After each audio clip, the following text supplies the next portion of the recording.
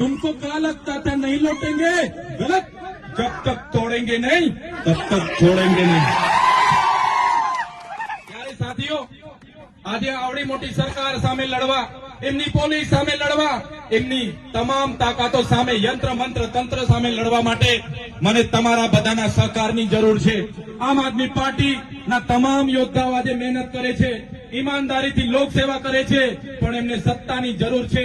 ત્યારે આવનારી તાલુકા અને જિલ્લા પંચાયતમાં તમારા બધા જ લોકોએ મહેનત કરવાની છે, તમારા બધા જ લોકોએ પ્રયાસ કરવાના છે અને આવનારી તાલુકા અને જિલ્લા પંચાયતમાં આમ આદમી પાર્ટીની અહીંયા સત્તામાં બોડી બનાવવાની છે। એ વિનંતી કરવા માટે હું તમારી વચ્ચે આવ્યો છું।